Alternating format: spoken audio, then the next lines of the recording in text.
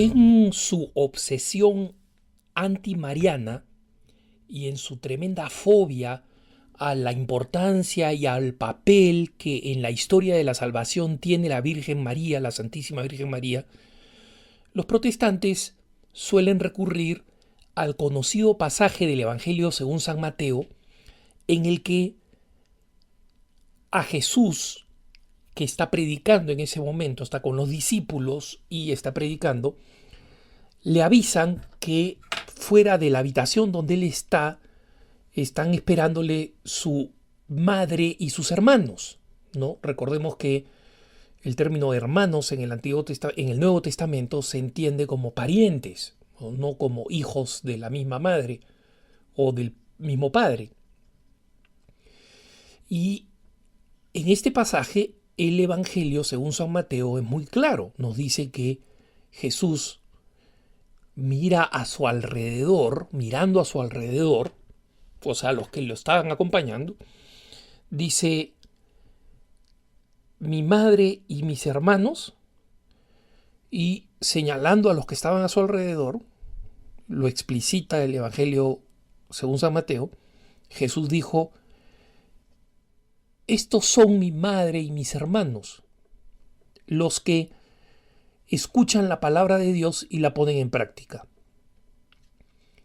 Y los hermanos evangélicos, con su clásica interpretación a la letra, señalan: no existe mejor evidencia de que el mismo Evangelio revela que a Jesús no le interesaba su mamá, ¿no? Y que cuando le dicen que su madre está afuera, él le hace un desplante.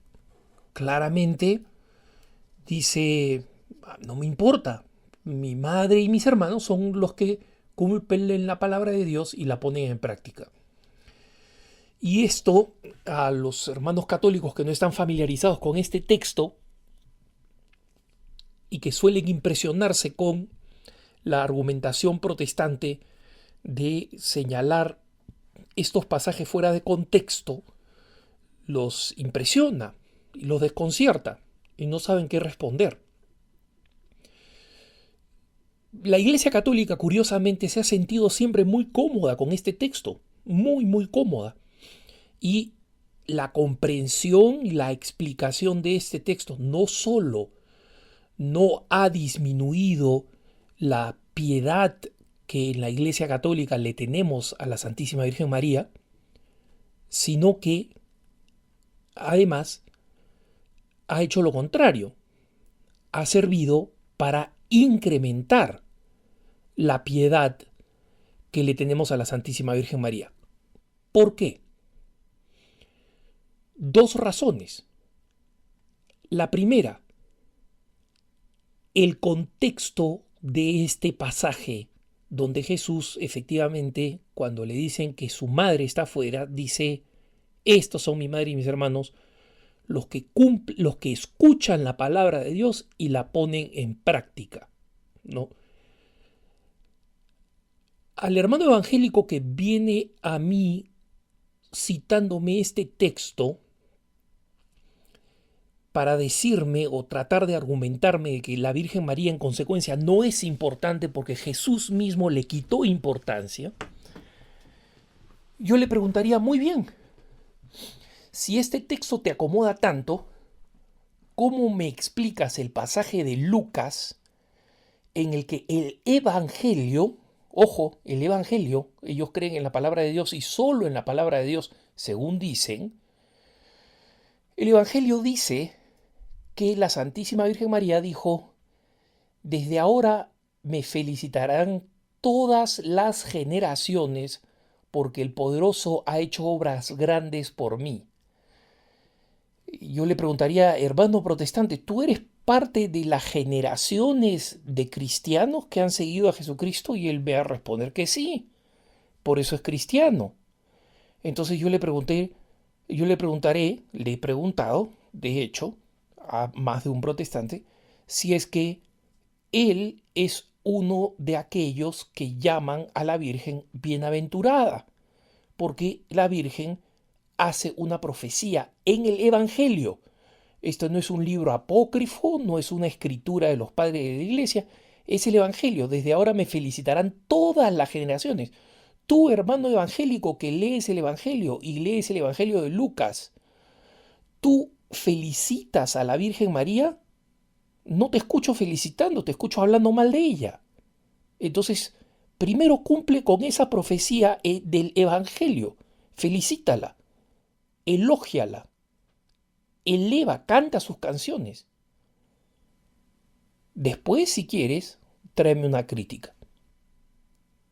Podríamos entrar a Juan 19:27, donde Jesús le dice a Juan, he ahí a tu madre, en representación de toda la humanidad. ¿Cómo explican ese pasaje? ¿Por qué explico esto, hermanos? Porque los hermanos protestantes han agarrado mucha experiencia en el debate bíblico, no en la comprensión de la Biblia. Si comprendieran la Biblia serían católicos. No la comprenden. La usan para debatir y aprenden pasajes sacados completamente de contexto, a los que no le ponen el contrapeso de otros pasajes de otros evangelios, en los que ellos dicen creer. O sea que ellos entran en contradicción con sus propias creencias. Otros pasajes del Evangelio nos traen temas como este. Desde ahora me felicitarán todas las generaciones. He ahí a tu hijo, he ahí a tu madre. ¿Cómo responden ellos a eso? Esa es la primera pregunta. Y decía, hay dos temas fundamentales por los cuales la Iglesia Católica se siente muy cómoda con este pasaje del Evangelio de Mateo, que nuestros hermanos protestantes utilizan o pretenden utilizar para denostar, denigrar el papel de la Virgen María, creyendo que eso es lo que hace Jesús. No, simplemente lo que les falla es la exégesis, la interpretación del texto. Jesús mismo dice en ese pasaje, estos son mi madre y mis hermanos, los que escuchan la palabra de Dios y la ponen en práctica. Simpático, ¿no? Parece que está negando el papel de la Virgen María.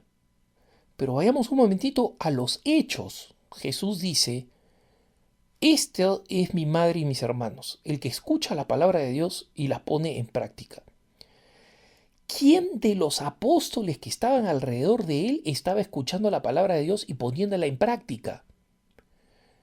Si Jesús está constantemente razonando, argumentando, llamando la atención, jalando las orejas incluso de los apóstoles porque no cumplen la palabra de Dios, se pelean entre ellos para ver quién es más poderoso, quién se va a sentar a la derecha de Jesús cuando esté en el cielo, se compiten entre ellos, pierden la paciencia y quieren utilizar los milagros de Dios para dar rienda suelta a su ira, no entienden las explicaciones que hace Jesucristo, están constantemente fallando. Uno de esos apóstoles lo va a traicionar y vender por 30 monedas. La cabeza de la iglesia, Pedro, lo va a negar. En consecuencia, en ese momento, cuando Jesús dice, estos son mi madre y mis hermanos, los que escuchan la palabra de Dios y la ponen en práctica, los que escuchan la palabra de Dios y la ponen en práctica, ¿quién de los que estaba alrededor de él estaba cumpliendo la palabra de Dios y la pone en práctica? ¿Los oyentes? No, si ni siquiera llegaron a ser discípulos. ¿Los discípulos, los 12 apóstoles? No, si los traicionaron hasta el final, lo abandonaron. No había nadie ahí que escuchaba la palabra de Dios y la pone en práctica. ¿Salvo quién? Una mujer de la cual el Evangelio, en dos ocasiones, en dos pasajes, nos dice, y María conservaba todas estas cosas meditándolas en su corazón. En dos ocasiones. Dos veces describen esto de la Virgen María, que conservaba estas cosas y las meditaba en su corazón. ¿Quién entonces es la que guarda las cosas en su corazón y las pone en práctica? María, la única.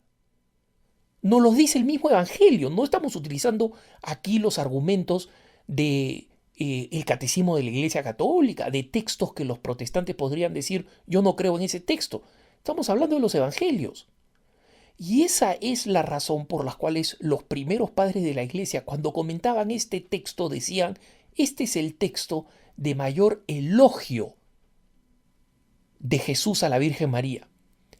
Porque los que vienen a llamar a Jesús a decirle, oye, allá afuera está tu madre y tus hermanos, vienen a hablar de la relación de sangre. Y Jesús disminuye la importancia de la relación de sangre, pero eleva aquello que hace que la Virgen Santísima sea única. Ella es la que escucha la palabra de Dios y la pone en práctica.